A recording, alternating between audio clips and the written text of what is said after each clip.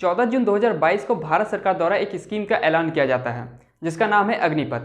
इस स्कीम के माध्यम से इंडियन आर्म्ड फोर्सेस के तीनों सर्विसेज में, चाहे वो इंडियन आर्मी हो या इंडियन एयरफोर्स हो या इंडियन नेवी हो, इन तीनों सर्विसेज में इंडियन यूथ को रिक्रूट किया जाएगा।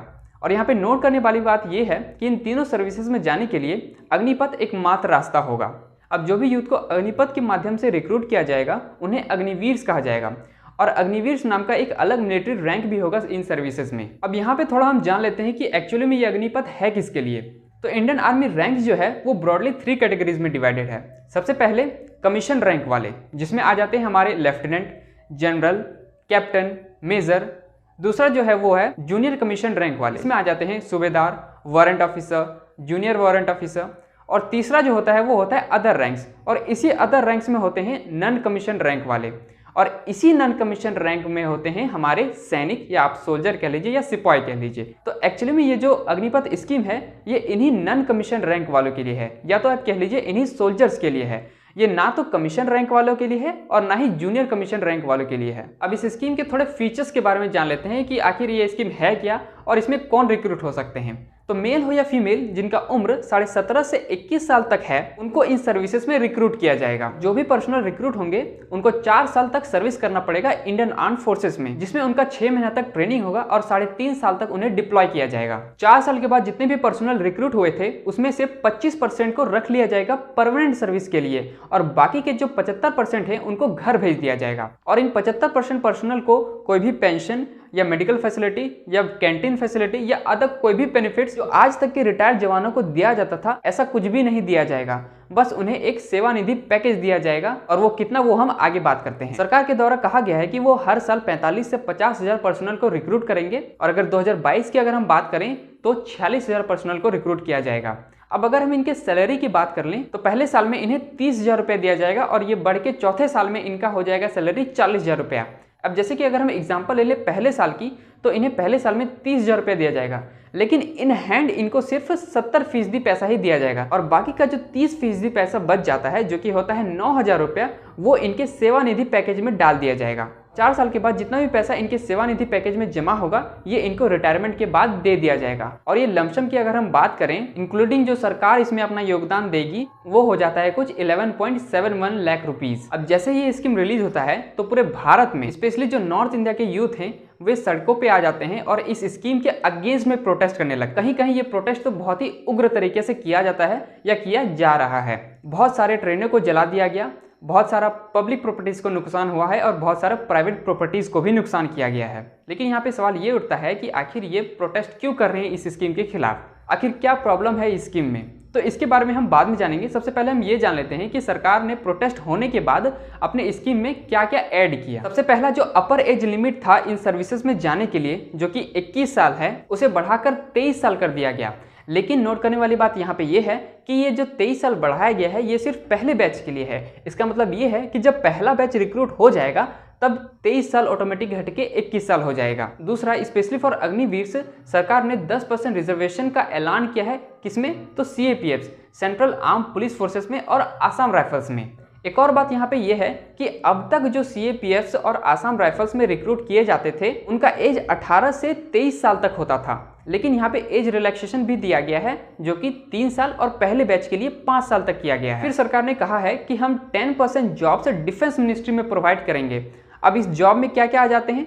तो जैसे कि इंडियन कोस्ट गार्ड आ जाते हैं, डिफेंस सिविलियन पोस्ट आ जाते हैं, और जो different 16 defence public sector undertakings है उसमें इनका चयन होगा। और भी मिनिस्ट्री ऑफ स्किल डेवलपमेंट के द्वारा कहा गया है कि हम इन्हें एडिशनल स्किल सिखाएंगे और हम इन्हें स्किल इंडिया सर्टिफिकेट भी प्रोवाइड कराएंगे। जब वो रिटायरमेंट के बाद कोई और जॉब ढूंढेंगे उसमें इनको बहुत मदद करेगा। और भी सरकार के द्वारा ये कहा गया है कि जो भी अपना फर्दर स्टडीज करना चाहता है या फिर रिटायरमेंट के बाद अगर कोई अपना बिजनेस या एंटरप्रेन्योर बनना चाहता है के लिए भी सरकार लोन प्रोवाइड कराएगी। और भी सरकार ने ये कहा है कि जो भी यूथ 10 पास करके आता है उन्हें सरकार 12th पास सर्टिफिकेट प्रोवाइड कराएगी, और जो भी यूथ 12th क्लास पास करके आते हैं उनके लिए 3 years skill based bachelors degree provide करवाया जाएगा। अभी जो बीजेपी रूल्ड स्टेट हैं जैसे कि उत्तर प्रदेश, मध्य प्रदेश, आसाम, हरियाणा, तो इन्होंने कहा है कि हम स्टेट पुलिस फोर्सेज में इनको प्रायोरिटी देंगे। लेकिन फिर यहाँ पे ये सवाल उठता है कि वो यूथ जो नॉन बीजेपी रूल्ड स्टेट से आते हैं उनका क्या? तो ये सारे बेनिफिट सरकार ने गिनवाए हैं जो 4 साल के बाद रिटायर हो जाएंगे। अब हम यहाँ पे असली सवाल पे आते हैं कि आखिर इस स्कीम के खिलाफ इतना प्रोटेस्ट क्यों हो रहा है, आखिर इस स्कीम में प्रॉब्लम क्या है। सबसे पहला प्रॉब्लम, 2019 के बाद इंडियन आर्म्ड फोर्सेस में कोई भी रिक्रूटमेंट नहीं हुआ है। और रीज़न क्या बताया गया कि कोविड है भैया। अब इलेक्शन के टाइम में कोविड नहीं होता है, ये इलेक्शन के टाइम में कोविड को रोक देते हैं कि भैया अभी रुक जाओ, इलेक्शन हो जाएगा उसके बाद फिर से आ जाना, ठीक है। और रिक्रूटमेंट के टाइम में कोरोना फिर से आ जाता है। चलिए कोई बात नहीं, अब यहाँ पे थोड़ा हम कैलकुलेट कर लेते हैं। पिछले 2 साल से कोई भी रिक्रूटमेंट नहीं हुआ है और हर साल लगभग आर्म्ड फोर्सेस में 50 से 60 हज़ार रिक्रूटमेंट होता है और लगभग उतना ही रिटायर भी करते हैं। अब उतना ही तो रिटायर कर गए, लेकिन उनके जगह कोई गया नहीं। इसका मतलब 2020 और 21 को मिला दें तो लगभग 1 लाख वैकेंसी यहाँ पे खाली हो गया, और 2022 को भी अगर मिला दें तो लगभग 1.5 लाख वैकेंसी यहाँ पे होना चाहिए अभी। लेकिन सरकार यहाँ पे अभी क्या बोल रही है कि 2022 में हम सिर्फ 46,000 यूथ को ही लेंगे। दूसरा प्रॉब्लम, 2019 में जो भी एग्जाम, मेडिकल टेस्ट ये सब हुआ था, मतलब जितना भी प्रोसीजर फॉलो होना था एक आर्म्ड फोर्सेस में जाने के लिए, तो वो सारा प्रोसेस फॉलो हो गया था। अब बस उन्हें ज्वाइनिंग लेटर का इंतजार था। अब जब ये स्कीम आ गया तब उनसे ये कहा जा रहा है कि अब आप भैया फिर से वो सारा प्रोसीजर फॉलो कीजिए, आप फिर से एग्जाम दीजिए, आप फिर से मेडिकल टेस्ट में पास होइए, और ये जो कुछ भी प्रोसीजर होता है फॉलो करने के लिए ये फिर से कहा जा रहा है इनसे करने को, और इसी के खिलाफ ये यूथ प्रोटेस्ट कर रहे हैं। तीसरा प्रॉब्लम, जब कोई ऐसा स्कीम जो लार्जर पॉपुलेशन को इम्पैक्ट दे रहा है वहाँ पे डिस्कशन करना बहुत ही अनिवार्य हो जाता है, लेकिन इस स्कीम में कोई भी पार्लियामेंट्री डिस्कशन या फिर इस डॉक्यूमेंट को parliamentary standing committee on defence को नहीं भेजा गया स्क्रूटनी के लिए। अब आगे प्रॉब्लम यहाँ पे ये है कि 4 साल के बाद जो 75% पर्सनल रिटायर हो जाएंगे उनको ना ही कोई pension, medical facility, canteen facility और भी जो अदर बेनिफिट्स होते हैं ये कोई भी उनको प्रोवाइड नहीं करवाया जाएगा।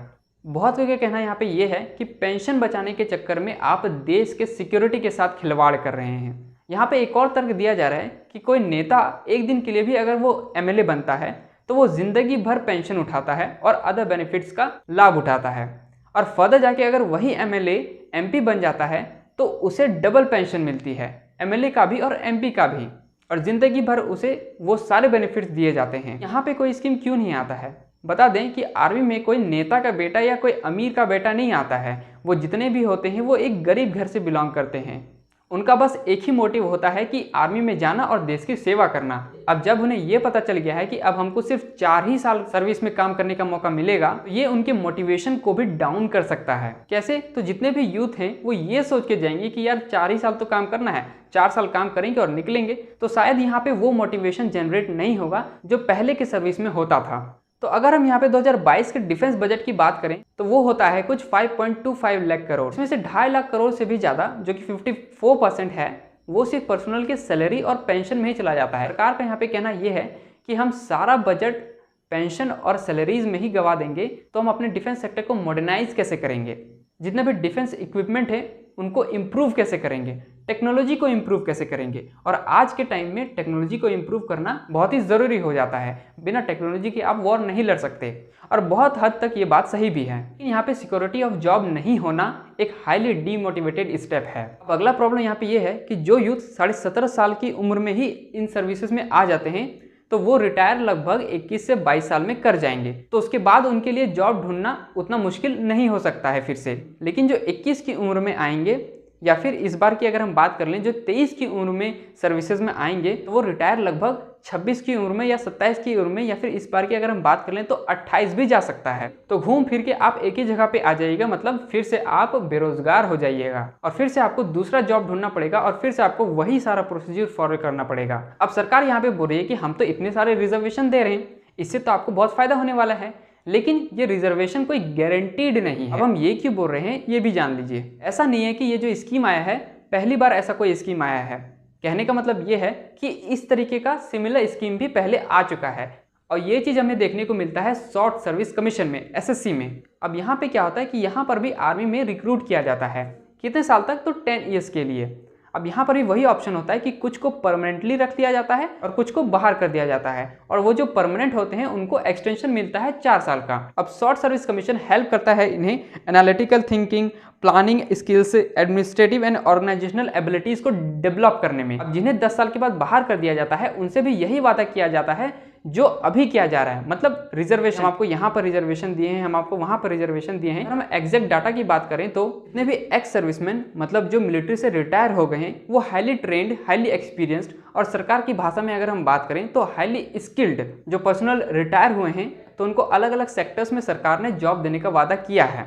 अब वादा किया गया है, अब ये पूरा हुआ कि नहीं ये हम यहाँ पे देखते हैं। डायरेक्टर जनरल रीसेटलमेंट की अगर हम डाटा की बात करें तो जितने भी states central public sector units including जो डिफेंस PSUs है और CAPFs है, एक्स सर्विसमैन को रिक्रूट करने में फेल हो गई है। आगे अगर हम बात करें department of personnel and training provision, 10% vacancies in central government jobs in group C and 20% in group D are reserved for veterans. लेकिन ये सिर्फ रिजर्व्ड है।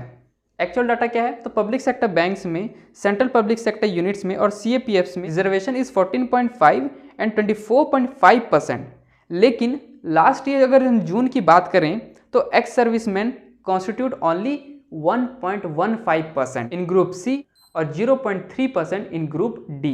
तो ये है एक्चुअल डाटा। अगर हम सेंट्रल मिनिस्ट्रीज की बात करें तो आंकड़ा और भी गंदा है। इसे सुन के आप बीमार भी हो सकते हैं, इसलिए ना ही सुनिए तो बेहतर रहेगा। और अभी जितने भी बीजेपी रूल्ड स्टेट हैं जो ये वादा कर रहे हैं कि हम यहाँ पे 10% रिजर्वेशन दे रहे हैं, हम यहाँ पे 10% रिजर्वेशन दे रहे हैं, तो ये वादा वो पहले भी कर चुके हैं। तो अगर हम बात करें jobs for military returns in these states, कौन कौन से स्टेट्स की हम यहाँ पे बात करें तो बिहार, यूपी, पंजाब और हरियाणा। अगर हम कलेक्टिवली बात करें तो 80% ये कॉन्स्टिट्यूट करते हैं पूरे इंडियन आर्म फोर्सेस में। लेकिन इन 80% में इनको जॉब कितना मिला? सिर्फ 1.5% को जॉब मिला आउट ऑफ 2 लाख वेटरन्स जिन्होंने जॉब के लिए अप्लाई किया था। और अगर हम यहाँ पे एग्जैक्ट फिगर की बात कर रहे हैं, अगर हम राजस्थान की बात करें तो 53,000 एक्स सर्विसमैन ने अपने आप को रजिस्टर्ड किया था जॉब के लिए और इसमें से सिर्फ 1400 को जॉब मिला। वहीं अगर हम उत्तर प्रदेश की बात कर लें तो 86,000 पर्सनल ने लगभग रजिस्टर किया था अपने आप को जॉब के लिए और सिर्फ 1600 को यहाँ पे जॉब मिलता है। वहीं अगर पंजाब की बात करें तो 60,000 जहाँ पे सिर्फ 1100 को जॉब मिलता है और हरियाणा की अगर हम बात करें तो 30,000 जहाँ पे सिर्फ 500 को जॉब मिलता है। अगर हम बिहार की बात करें तो यहाँ पे 43,000 एक्स सर्विसमैन ने अपने आप को रजिस्टर्ड किया था जॉब के लिए, जिसमें से सिर्फ 6 व्यक्ति को, ओनली 6 एक्स सर्विसमैन को यहाँ पे जॉब मिला था। जितने भी स्टेट से ये वादा कर रहे हैं या फिर सेंट्रल मिनिस्ट्रीज ये वादा कर रही है कि हम इन्हें रिजर्वेशन देंगे 10% यहाँ तो 10% वहाँ, तो ये कोई गारंटीड नहीं है। आपको मिल भी सकता है, आपको नहीं भी मिल सकता है। ये हम खुद नहीं बोल रहे हैं भैया, ये हम डाटा के हिसाब से बोल रहे हैं। और अगर मेरा बात आगे जाके ये गलत प्रूव होता है तो इससे हम बहुत खुश होंगे। और ये जो हाईली ट्रेंड और एक्सपीरियंस्ड और स्किल्ड जो मिलिट्री पर्सनल होते हैं और जब ये रिटायर कर जाते हैं और इनको जो जॉब मिलता है वो मिलता है कॉर्पोरेट कंपनी या फिर कोई ATM मशीन के बाहर में सिक्योरिटी जॉब का। अगर हम प्रेजेंट जितने भी आर्मी चीफ्स हैं और सेक्रेटरीज हैं, अगर इनको छोड़ दें, जितने भी रिटायर्ड, चाहे वो लेफ्टिनेंट हो, जनरल हो, मेजर हो, तो किसी ने भी इस स्कीम का समर्थन नहीं किया है। अगर हम डिफेंस एक्सपर्ट PK सहगल की बात कर लें तो उन्होंने कहा है कि ये बहुत ही एग्रेसिव स्कीम है। उनका मानना यहाँ पे ये है कि एक ऐसे माहौल में जहाँ पे एक तरफ पाकिस्तान है और दूसरी तरफ चाइना है और दोनों कंट्री से इंडिया का बहुत बड़ा बॉर्डर शेयर होता है, तो इस बॉर्डर को सिक्योर करने के लिए सोल्जर्स की ही जरूरत पड़ेगी। हम कोई टेक्नोलॉजी से इन बॉर्डर्स पे ध्यान हमेशा नहीं रख सकते हैं। तो भगवान ना करे आगे अगर कोई वॉर हो जाता है तो आपका ये जो डिसीजन है कि आधा कर देना आर्म फोर्सेस को, तो ये मेरे ख्याल से सही नहीं है। Retired lieutenant general Vinod Bhatia ने कहा है कि पैरा ट्रूपर थे और उनका काम ही था रिस्क लेना, लेकिन ये वो रिस्क नहीं है जो हम कभी भी लेते। तो इसी तरीके से बहुत ही रिटायर्ड पर्सनल ने अपना आपत्ति जताया है इस स्कीम के प्रति। और भी एक बात सरकार का यहाँ पे कहना ये है कि हम जो एवरेज एज है इंडियन आर्मी की, जो कि अभी 32 साल है, उसे कम करके हम 26 साल करना चाहते हैं। क्यों? क्योंकि जो जवान 32 साल का होगा और जो जवान 25, 26 या 27 साल का होगा वो 32 साल के कंपेयर में ज़्यादा एक्टिवली, जैसे कि अगर हम बात करें कि 25 साल की उम्र का जवान और एक 32 साल का उम्र का जवान, इसमें से कौन ज़्यादा स्पीड दौड़ पाएगा, कौन ज़्यादा एक्टिवली काम करेगा, तो इसलिए ये बोलेंगे कि 25-26 साल वाला ज़्यादा अच्छा रहेगा इसमें, जो एक सही सोच भी है। लेकिन जो तरीका अपनाया जा रहा है, क्या इसमें और डिस्कशन होना चाहिए था? क्या इसमें और सोच विचार होना चाहिए था? तो ये सारे प्रॉब्लम बताया जा रहा है इन स्कीम में। आगे डिफेंस सेक्टर में रिफॉर्म की जरूरत थी तो सरकार ने रिफॉर्म किया। अब ये सक्सेसफुल होता है या नहीं ये तो आगे ही पता चलेगा। एक और हम बात यहाँ पे कहना चाहते हैं कि जो ये उग्र तरीके से प्रोटेस्ट हो रहा है, जहाँ पे पब्लिक प्रॉपर्टीज को नुकसान पहुंचाया जा रहा है, ट्रेनों को आग लगाया जा रहा है, तो मेरे हिसाब से ये वो लोग नहीं हैं जो एक्चुअली में इस स्कीम के खिलाफ प्रोटेस्ट कर रहे हैं। ये वो लोग हैं जो मौका पे छक्का मारना चाहते हैं। ये वो लोग हैं जो सिर्फ इस स्कीम का नहीं बल्कि हर वो स्कीम का विरोध करते हैं जो ये सरकार लाती है। मतलब इनको कोई स्कीम या पॉलिसी से प्रॉब्लम नहीं है, इनको सरकार से ही प्रॉब्लम है। और एक्चुअली में यही लोग वो हैं जो इन प्रॉपर्टीज को नुकसान पहुंचा रहे हैं। धन्यवाद। जय हिंद।